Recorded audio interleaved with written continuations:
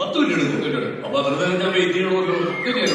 അതെ, ജസ്റ്റ് ഒന്ന് കൺസൾട്ട് ചെയ്യാൻ വേണ്ടിയിട്ടാണ്. ജസ്റ്റ് വിസിറ്റ്, അത്രേ ഉള്ളൂ.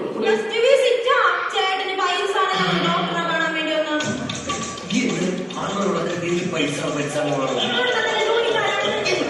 എനിക്കൊരു കൊച്ചാശമുണ്ട്. അതെല്ലാവരോടും ഫോളോവർന്ന് പറയേണ്ട കാര്യം എന്താണ്?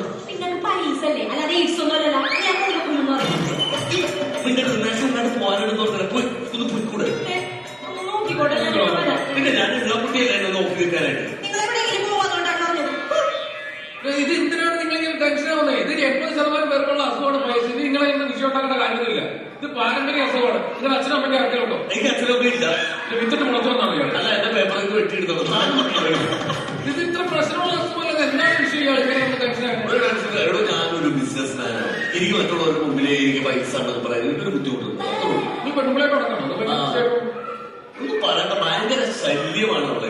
എന്റെ ഭാര്യ ഒരു പ്രശ്നമില്ല, ഒരു ശല്യമില്ല അവിടെ. എനിക്ക് എന്നിട്ട് എന്റെ ഭാര്യ എന്റെ ഭാര്യ എന്നെ കണ്ടി കാണാൻ കൊള്ളുന്ന ഒരാളെ കണ്ടപ്പോ അയ്യോടെ പോയി. ഞാനിപ്പോ എനിക്ക് ഒരു പ്രശ്നമില്ല, ഞാൻ ഭയങ്കര ഹാപ്പിയാണ്. അതെല്ലേ? അഖിവാനെ, എന്റെ ഭാര്യ എന്റെ പുറകിൽ മാറിയുമില്ല, വേറെ ഒരുത്തിന്റെ കൂടെ പോയുമില്ല. ഭയങ്കര ശല്യമാണ്. പെട്ടതാണ്. എന്തൊരു കഷ്ടമാണെന്ന് നോക്ക്. അപ്പൊ ഡോക്ടർ പറയാൻ എനിക്ക് 10 മിനിറ്റ് എടുക്കും. എന്താ ചെയ്യാം?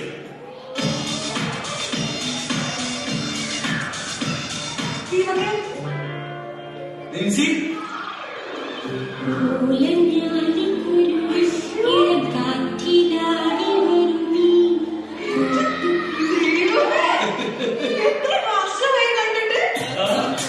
എനിക്ക് പെട്ടെന്ന് കണ്ടപ്പോൾ എനിക്ക് മനസ്സിലായില്ല. നീ ആയിട്ട് വന്നോ പോയി. അതെ അതെ അതെ, ഞാനത് കട്ട് ചെയ്യാൻ വന്നതാ. അല്ല, ഫോൺ പെട്ടെന്ന് കട്ടായി. ഞാൻ വേറൊരു ഡീലിന് വേണ്ടിട്ട് വന്നതാ. അല്ല, നീ എന്താ ഇവിടെ? ഈ ഡോക്ടറാണെന്ന് അറിയാം, പക്ഷെ ഈ ഹോസ്പിറ്റലിലെ ഡോക്ടറാണെന്ന് എനിക്ക് ഇപ്പോഴാണ് മനസ്സിലായത്. ഇവിടുത്തെ ഡോക്ടറാ? അതെല്ലേ? ദൈവമേ, സ്കൂളിൽ പഠിച്ചപ്പോ നമ്മളെ എന്തൊരു പ്രേമമായിരുന്നടാ. ഓർമ്മയുണ്ടാ? ഓർമ്മയുണ്ടാന്ന് മറക്കാൻ പറ്റും.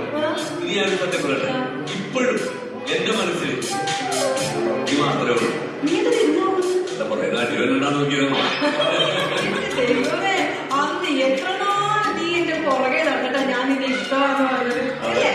ഇഷ്ടമാണ് പറഞ്ഞു കഴിഞ്ഞപ്പോ തൊട്ട് പിന്നെ എന്തൊരു രസമായിരുന്നു. കാത്തിട്ട് സ്കൂളിലേക്ക് ഓടി വരാനാണ്. അതെ അതെ, മണിയുടെ ശബ്ദം കേട്ടാ ഞാൻ ഓടി വരുമായിരുന്നു.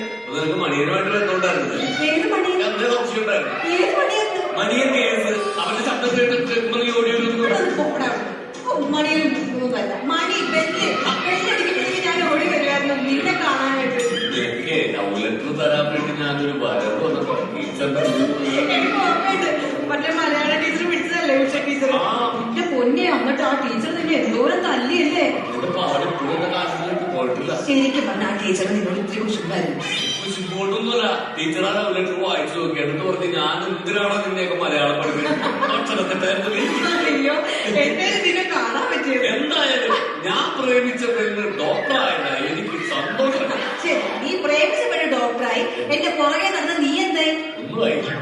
അല്ല, അങ്ങനെയല്ല, ഡോക്ടർ വക്കീൽ അങ്ങനെ ഒന്നും ആയില്ല. ഞാനിപ്പോ വലിയൊരു ബിസിനസ് ആയല്ലോ. അല്ല, നീ ഇപ്പൊ എന്താ വന്നേന്ന് പറഞ്ഞത്? എടീ, നീ കുറച്ചാളോട് പറയണ്ട, ഞാൻ ഈ ഹോസ്പിറ്റലില് വാങ്ങാനുള്ള ഒരു പ്ലാനുണ്ട്. അത് കൊടുക്കണമെന്ന് പറഞ്ഞിട്ട് ഞാൻ അപ്പൊ ഒരു മീറ്റിംഗ് ഉണ്ട് ക്ലയന്റായിട്ട്. അതിന് വേണ്ടിട്ട് ഞാൻ വന്നതാണ്.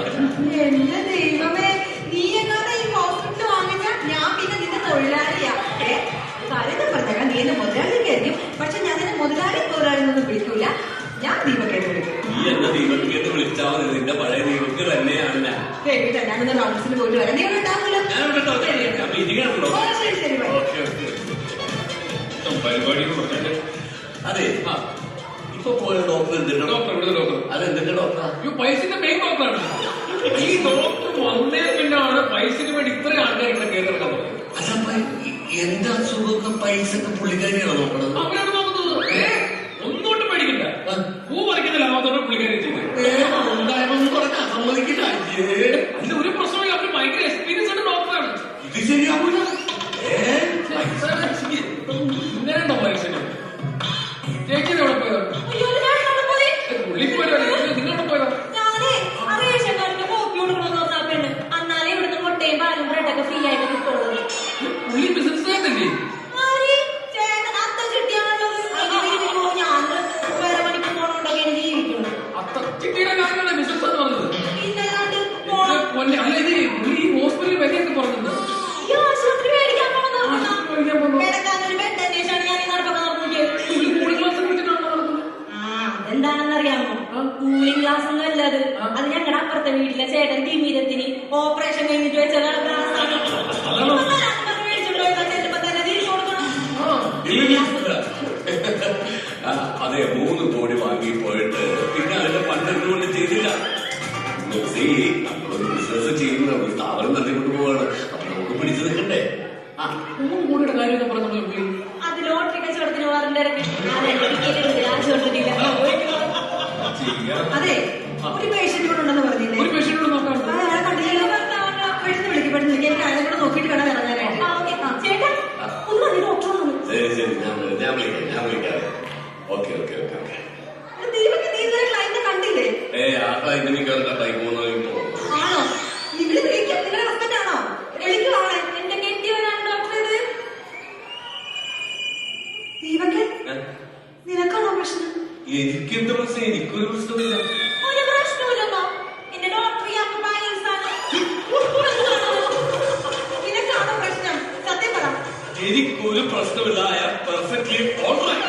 എന്റെ മുന്നിലെ പിന്നെയും പറഞ്ഞേന്റെ പ്രശ്നമില്ലെന്ന്. എന്റെ ഡോക്ടറെ ഞങ്ങളുടെ കൊച്ചിന്റെ സ്നാക്കിയും കൂടി വെച്ചിട്ടാണ് വന്നത്. നിനക്കാണോ പ്രശ്നം? സത്യം പറ. എനിക്കൊരു കുഴപ്പമില്ല. നീയാണ് തീരുമാനിക്കുന്നത്. MBBS പഠിച്ചത് ഞാനാണ്. നീ MBBS കാണാൻ വേണ്ടിട്ടാണോ? ശരിയാവില്ല. എടാ, നീ ഒന്ന് കയറി കിടന്ന ഞാൻ ഒന്ന് നോക്കട്ടെ.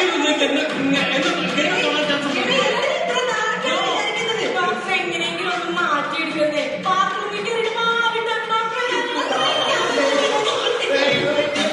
നീ എന്തിനാ ഇത്ര നാണക്കേട് നോക്കുന്നത്? വന്ന് കിടന്ന് ഞാനൊന്ന് നോക്കട്ടെ. സംസാരിക്കുന്നത് ഒന്നും പറയണ്ട. ഡോക്ടറെ കാണിക്കാൻ പറ്റിയ സാധനങ്ങൾ കണ്ടെങ്കിൽ ഇവരെ കാണിക്കാൻ സമ്മതിക്കില്ല. നമുക്ക് പോവാം. ദീപക്കെ താനെന്താണ് വായിച്ചു നോക്കിയിരിക്കുന്നത്?